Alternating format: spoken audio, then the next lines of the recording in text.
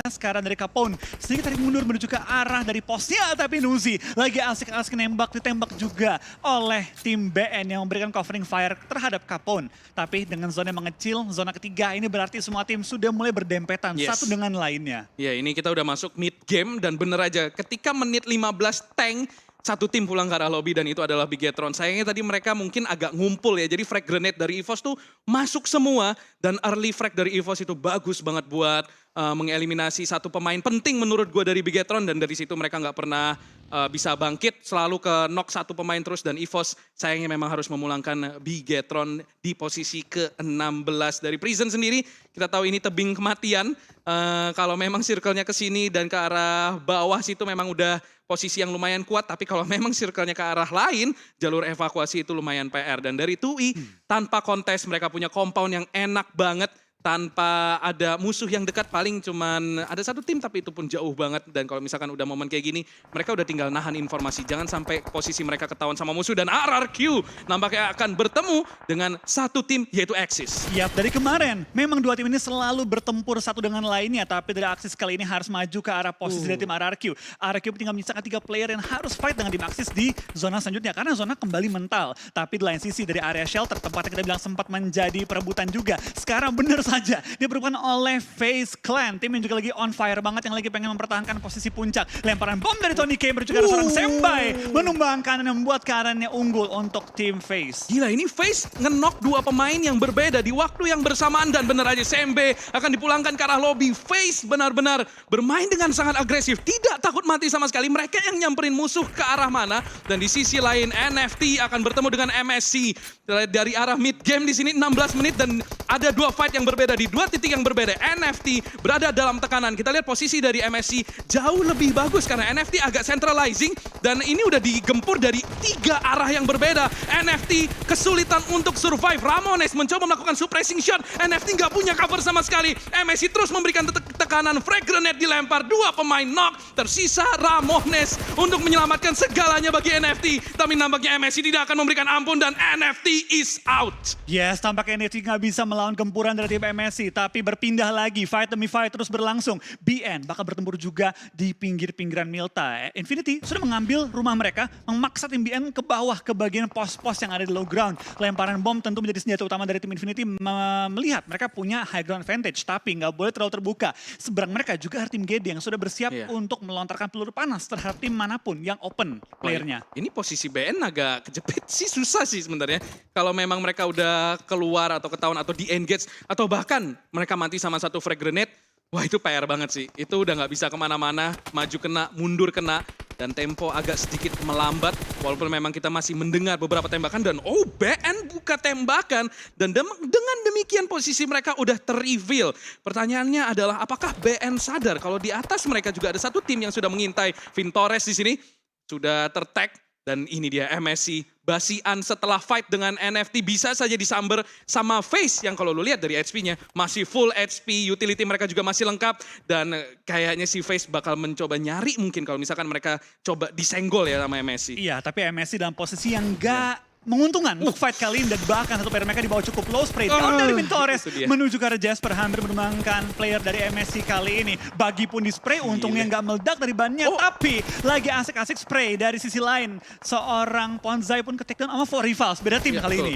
Iya, dan di sini The 4 Rivals sudah nyate banget posisi dari MSC, ditembakin sama FaZe, ditembakin sama 4 Rivals, dan lu lihat circle udah lumayan kecil, masih ada 13 tim tersisa, dan lu lihat hampir 80% tim harus melakukan rotasi. EVOS berada di posisi terbaik untuk circle saat ini, jadi mereka relatif aman, sementara 80% tim yang lainnya ini akan menjadi pertandingan berdarah untuk masuk ke dalam circle, dan MSC terkena ledakan mobil, ter-knockdown satu pemainnya yaitu Jasper. TGI3 akan mencoba untuk melakukan revive. Tapi lihat ada VPE yang nampaknya lumayan dekat. Andaikan smoke ini habis, MSC harus segera melakukan rotasi. Tapi lu lihat jalur rotasi mereka ini basically udah dikunci mati banget. Iya, ini benar-benar langsung dihabiskan kali, tapi dari tim MSC benar-benar nggak bisa gerak kemanapun. Smoke sudah dilontarkan ke kiri, ke kanan, depan, belakang, dan sekarang tinggal satu player MSC yang masih ada dalam posisi aktif. TG13 yang bertahan kali ini, tapi di belakang mereka juga ada VPE yang sekarang harus ngebangun jalur ke arah depan.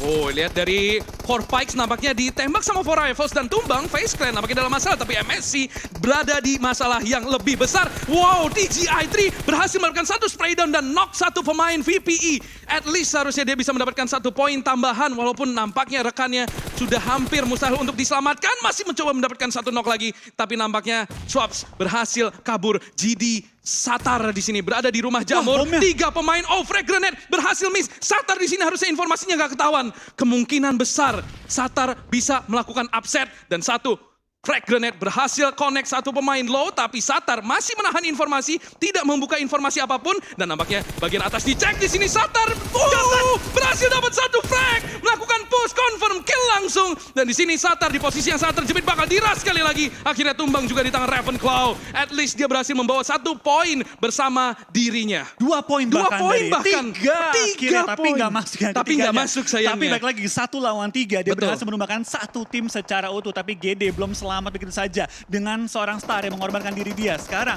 tim lainnya harus masuk juga untuk masuk ke arah zona, dan sekarang bahkan 2 player di GD sedang posisi knockout, dan GD terpaksa dipulangkan di posisi ke-10 dengan 2 elim point. Nice try untuk tim GD.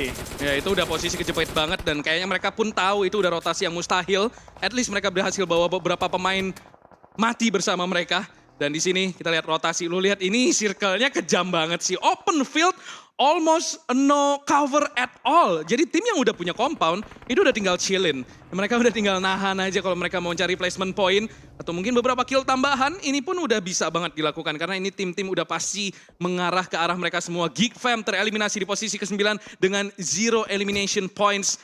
Dan kita lihat FaZe ternyata udah sisa sendirian. Jadi kuncian pertama mereka adalah untuk melakukan survive, sementara EVOS masih lengkap 4 pemain. Bisa saja ini menjadi chicken dinner pertama mereka di hari terakhir Super Weekend ketiga. Yes, tapi kita bakal kini juga tampak dari EVOS harus bertemu dengan tim Infinity. Spray down menumbangkan seorang Mela, membuka kesempatan untuk tim EVOS nge-push atau bahkan bergerak sedikit lebih arah maju ke depan. Tapi dengan EVOS ada di low ground, DX, 2E, BN, dan juga tim RRQ ada di depan mereka kali ini. EVOS masih bertahan juga, masih coba untuk bergerak ke arah depan. Ya, ini kayaknya EVOS bakal melakukan inisiasi rush ya.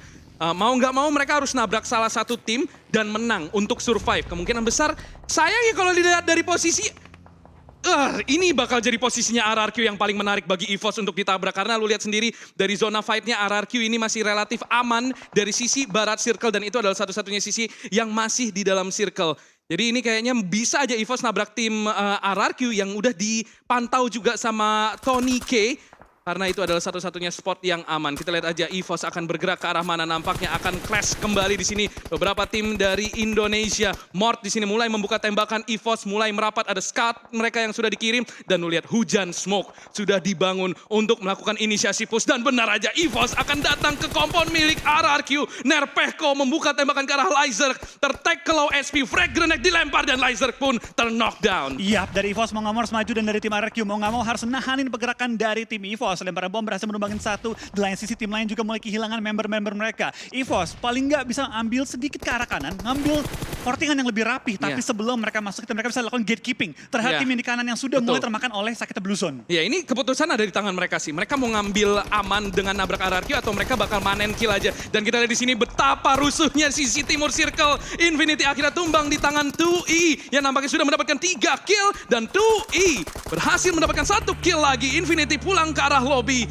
dan di sini BN pun pulang ke arah lobby dalam waktu 3 detik. 3 tim pulang ke arah lobby. 2E masih survive. 5 tim tersisa, 14 pemain masih ada di dalam lobby. Yes, dan lihat tim-tim yang masih ada di bagian luar dari play zone-nya sudah mulai termakan oleh tim yang lebih ready di dalam area zonanya. Dari Lamborghini menemukan kali ini posisi juga lawannya, dan EVOS sebelum masuk ke arah zona bisa menyayur juga ke arah tim-tim sekitar mereka. Tapi dari tim EVOS terlalu terbuka juga dari posisi DX yang punya high ground advantage kali ini. Ya, ini DX sudah posisi chicken dinner banget sih menurut gua. Mereka udah punya high ground, mereka bahkan punya cover dari pohon, mereka jumlah pemainnya masih 4.